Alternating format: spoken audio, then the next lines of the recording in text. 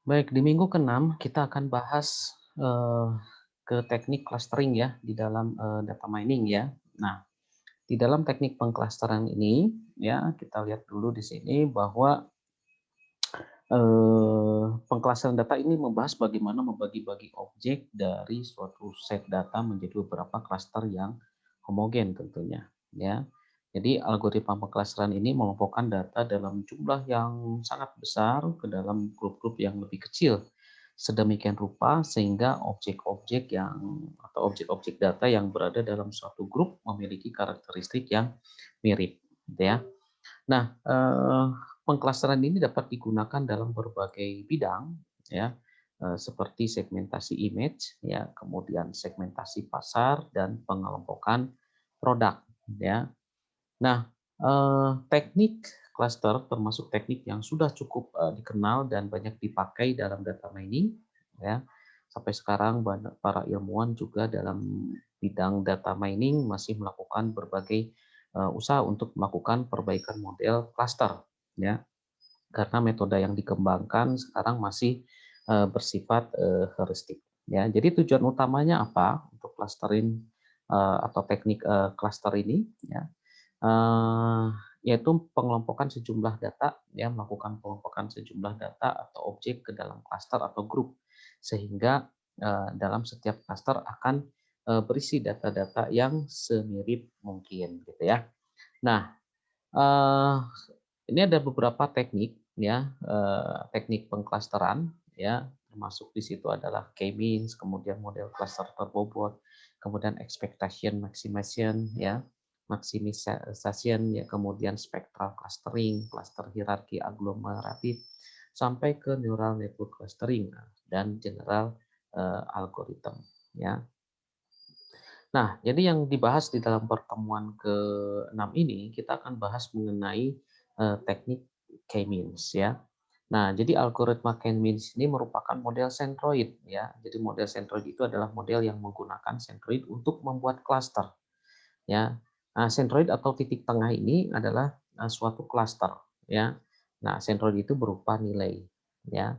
Nah, digunakan untuk menghitung jarak suatu objek data terhadap centroid ya. Jadi suatu data termasuk dalam klaster jika memiliki jarak terpendek ya. Nah, jarak terpendek itulah nanti yang akan kita klasterkan gitu ya. Nah, bagaimana cara eh, apa namanya cara membuat teknik cluster gini ada beberapa langkah di situ ya, algoritma K-means ya. Yang pertama adalah menentukan banyaknya klaster, ya kita tentukan ada berapa klaster nanti yang akan kita gunakan ya, beberapa klaster yang akan, kita gunakan. Apakah klasternya itu 2 3 ya, 3 kelompok atau 4 kelompok ya. Klasternya sesuai dengan, apa namanya, kebutuhan atau kasusnya. Kemudian menentukan sentroid nanti ya, titik sentroidnya itu ya bisa nanti, menggunakan nilai awal itu ya bisa random atau acak gitu ya, kita tentukan titiknya di mana. Kemudian apakah sentroidnya berubah? Nah, nanti poin ketiga nanti kita ukur ya, sentroidnya berubah, jika ya hitung jarak, data dari sentroid ya dengan menggunakan beberapa, teknik di situ ya, nanti kita lihat tekniknya apa untuk menghitung jarak dari sentroid.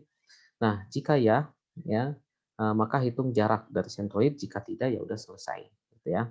Kemudian mengelompokkan data berdasarkan jarak yang terdekat, apakah masuk ke klaster satu atau klaster 2 dilihat dari jarak yang terdekat. Nah, ini adalah alurnya, ya, alurnya algoritma K-means yang bisa kita manfaatkan ya dalam melakukan teknik ya atau analisis data menggunakan K-means ya. Nah, nanti kita akan praktekkan secara lebih jelasnya ya. Nah, kita lihat di sini ya, kayak kita punya misalkan data sumber ya, data sumber, apa namanya, terdiri dari 2 buah poin di sini ya, A dan B ya. Nah, ini untuk record pertama itu 11, kemudian 221, kemudian 343, 454. Nah, ini akan membentuk titik ya, dia akan membentuk titik ya. Nah, dari sini nanti kita akan tentukan ya, apakah, sampel data ke satu itu masuk ke dalam klaster mana, sampel data kedua masuk ke dalam klaster mana, ketiga masuk ke klaster mana, empat masuk ke dalam klaster mana, gitu ya. Nah, yang pertama adalah sesuai dengan langkah-langkahnya dalam algoritma clustering, maka kita harus tentukan banyaknya klaster. Ya, misalkan dalam kasus ini banyaknya klaster adalah 2 ya.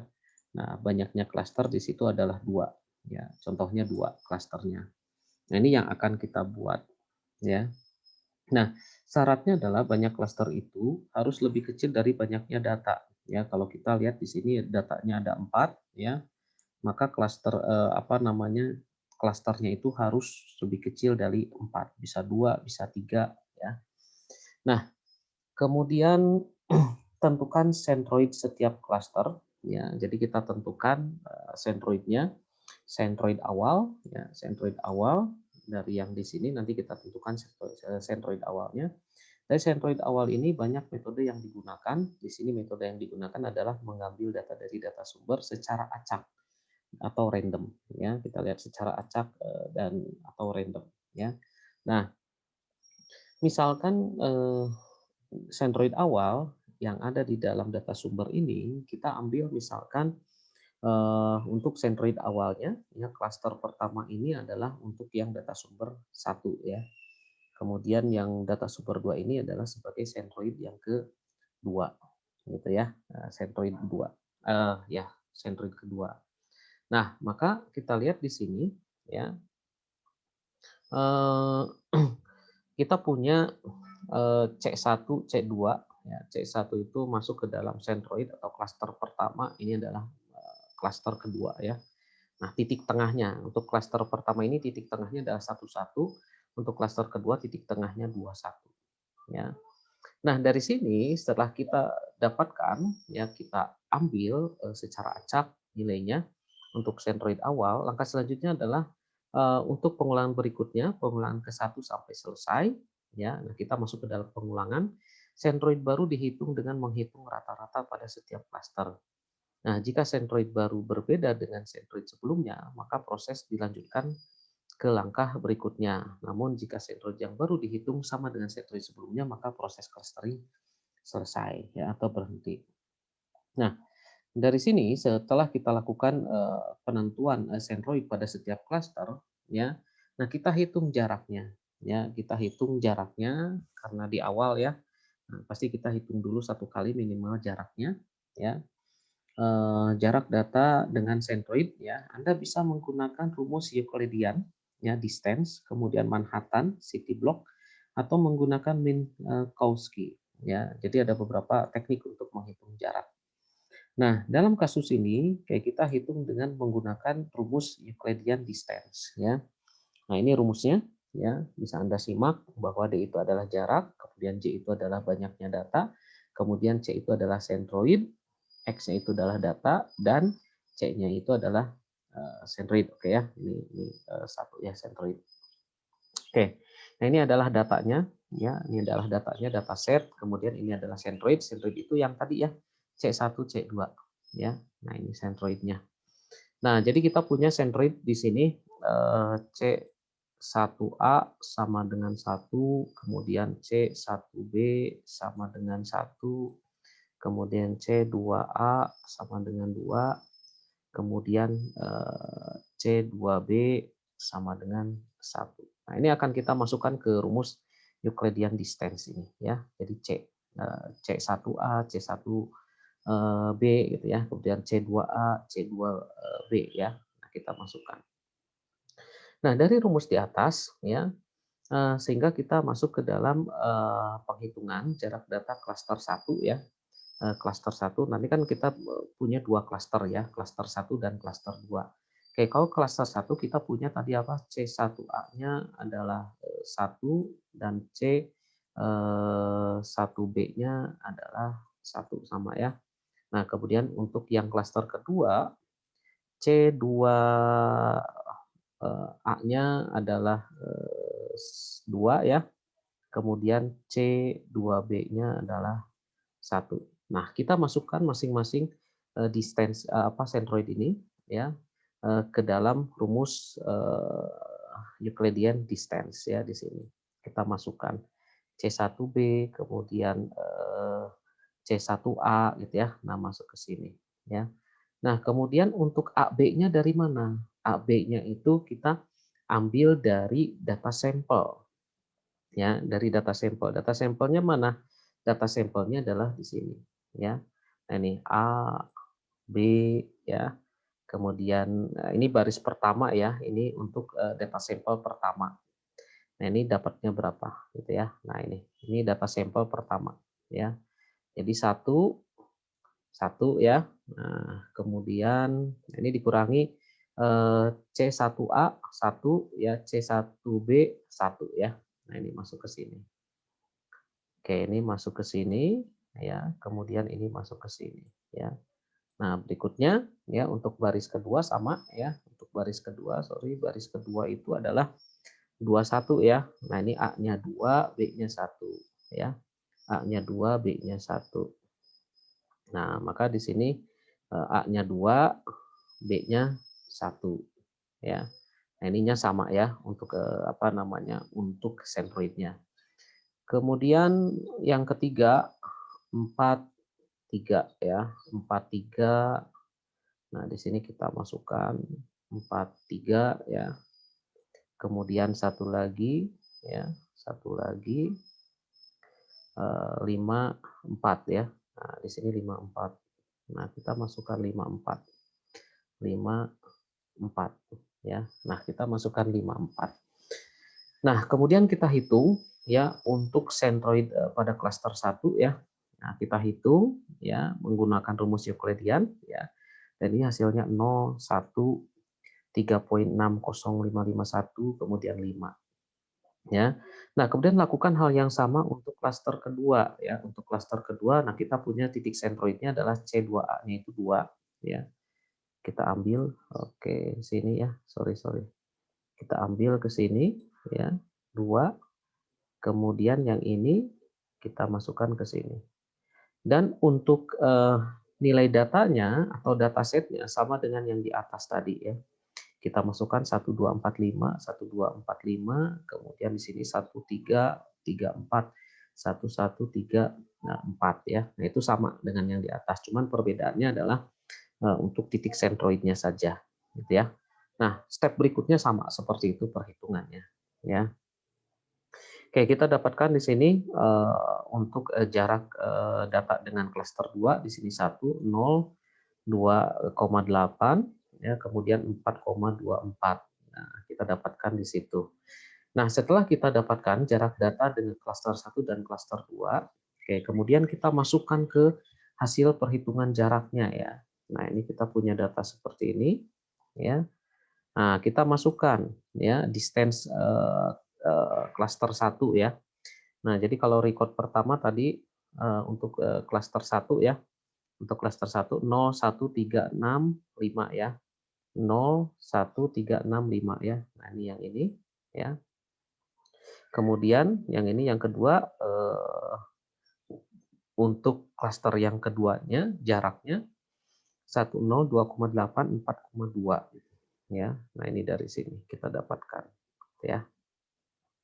Nah, kemudian setelah kita lakukan proyeksi seperti ini, hasil perhitungan jarak, kemudian langkah selanjutnya adalah kelompokkan data sesuai dengan klasternya, yaitu data yang memiliki jarak terpendek, ya. Nah, itu akan masuk ke dalam klaster tersebut, ya. Contohnya di sini, ya. Nah, kita lihat antara klaster 1 dan klaster 2. Jarak yang terpendeknya adalah klaster yang pertama ya. Nah, di sini DC1 ya, klaster 1. Nah, berarti untuk si record yang ini ya, record yang ini atau si sampel data yang pertama ini masuk ke dalam klaster C1 ya, karena jaraknya ini terpendek ya dibandingkan dengan ini ya, jaraknya adalah 0, lebih kecil dari 0. Kemudian 1 dengan 0, nah di sini kita masukkan klaster kedua, dia masuk klaster kedua ya, kemudian 3,6 dengan 2,8 ya. Nah, ini kecil mana? Kecil 2,8 berarti dia masuk ke C2 ya. Kemudian untuk 5 4,2 ya kita masukkan di sini. Nah, berarti dia masuknya ke C2 ya. Nah, berarti kita punya klaster ya.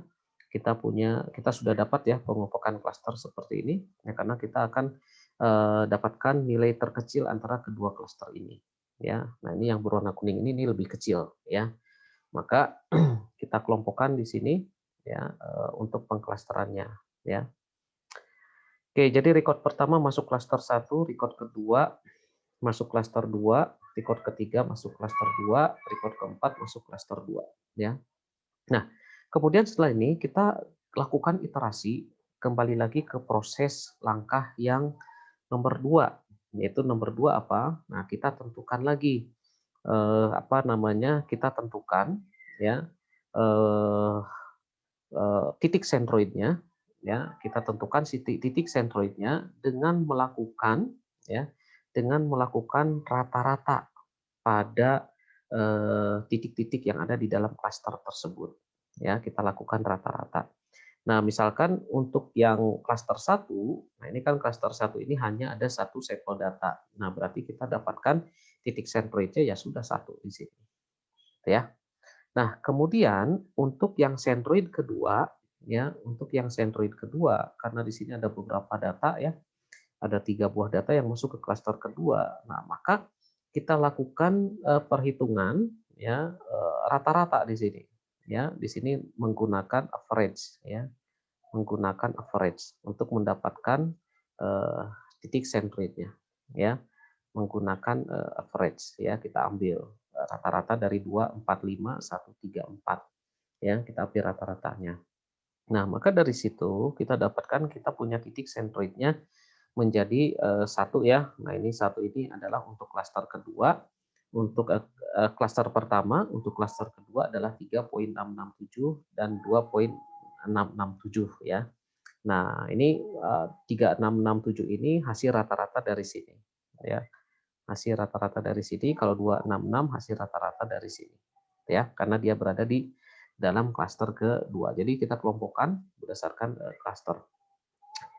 Nah, dari situ kita lakukan perhitungan sama seperti pada langkah yang untuk menghitung distance tadi ya, untuk menghitung seperti ini ya. Kita lakukan perhitungan sama saja hasilnya, bukan hasilnya tapi perhitungannya caranya sama ya. Kemudian kita masukkan lagi ke perhitungan jarak seperti ini dan kita tentukan nanti jarak terpendeknya gitu ya. Nah, jarak terpendeknya. Nah, misalkan di sini dengan menggunakan rumus Euclidean distance ya didapatkan untuk DC1 ya. Untuk klaster 1 kita dapatkan di situ adalah 013.60551 dan 5. Kemudian untuk klaster kedua ya, distance kedua 314462357023 ya. Nah, kita dapatkan seperti itu ya. Nah, kemudian dari situ ya kita lakukan di sini lakukan apa? Lakukan penentuan jarak ya. Kita ambil jarak yang minimalnya ya. Nah, kita bandingkan antara jarak klaster 1 dan jarak klaster 2, mana yang paling kecil. Nah, di record pertama yang paling kecil tetap ya masih di apa namanya C1 ya atau klaster 1. Nah, kemudian kita lihat di sini untuk data yang kedua dia berubah ya. Nah, ini DC1-nya 1, kemudian DC2-nya 2,35. Nah, ternyata klaster satunya ada di apa namanya sentroidnya atau data kedua ini ada di dalam klaster ke-1 ya, pindah yang tadinya kedua jadi pindah ke 1. Kemudian untuk yang ketiga, nah sini 3,6, kemudian 0,47. Nah, kita dapatkan ini yang paling kecil ya. Nah, maka dia tetap di klaster kedua datanya. Kemudian ini kita bandingkan dengan 5. Nah, kita dapatkan untuk 1,88 ini yang kecil, maka klaster 2 dia masuknya. Ya. Nah, dari sini kita akan lakukan pengecekan lagi ya, kita akan lakukan pengecekan lagi apakah nanti rata-rata dari sentroidnya itu sama atau tidak ya. Kalau sama ya sudah berhenti, kalau tidak ya dilanjutkan ke iterasi yang selanjutnya gitu ya, dengan mengulangi langkah yang kedua tadi untuk menentukan titik apa sentroidnya. Nah, kita lihat di sini pengulangan kedua kita dapatkan hasilnya seperti ini ya. Nah, ini hasilnya seperti ini. dengan menggunakan rumus Euclidean distance ya. Nah, pengulangan ketiga sama tadi ya. Pengulangan ketiga kita lihat apa namanya di langkah yang kedua. Langkah yang kedua adalah kita tentukan titik sentroidnya. Kayak kita kelompokkan titik sentroid berdasarkan klaster ya. Klaster ini satu ya, ini kita dapatkan ya, atau inilah ya kita dapatkan. Nah, di sini ada dua ya, ada dua ya berdasarkan klaster. Nah, maka kita lihat di sini untuk klaster pertama berapa rata-ratanya. Klaster pertama itu 1,5 ya, karena 1 tambah 2 dibagi 2 ya 1,5. Kemudian yang ini 1 ya, nah rata-rata dari sini ya. Kemudian yang ini rata-rata dari untuk klaster yang kedua adalah 4,5. Kemudian rata-rata yang ini adalah 3,5. Nah, Anda perhatikan di sini, di pengulangan ketiga dan pengulangan kedua, nah dia memiliki titik sentroid yang sama atau tidak mengalami perubahan. Ya, Anda lihat di sini, dia tidak mengalami perubahan. Nah, ini sama. Nah, kalau sama, artinya ya berarti selesai untuk di tahap selanjutnya. Gitu ya. Jadi tidak dilanjutkan ke tahap berikutnya. Nah, jadi kita dapatkan bahwa untuk data yang pertama dan kedua itu masuk ke dalam klaster 1 dan data ketiga, keempat itu masuk ke dalam klaster kedua, gitu ya. Nah, itu kalau misalkan clustering ya, clustering jadi intinya sih apa perulangan, iterasi ya. Iterasi Anda harus mengulangi langkah yang mulai dari langkah kedua menentukan titik sentroidnya. Nah, jadi kalau titik sentroidnya sudah sama ya, titik sentroidnya sudah sama dengan sebelumnya, iterasi sebelumnya, ya berarti sudah tidak usah dilanjutkan. Atau ya, eh, ketika dilakukan apa namanya perhitungan jarak, nah di sininya tidak ada perubahan ya, tidak ada perubahan di langkah selanjutnya ya sudah berhenti gitu ya. Nah itu kuncinya ya. Nah kuncinya itu ya. Nah, baik sampai di sini untuk K-means ya. Jadi silakan kalau ada yang mau ditanyakan, silakan disampaikan. Terima kasih.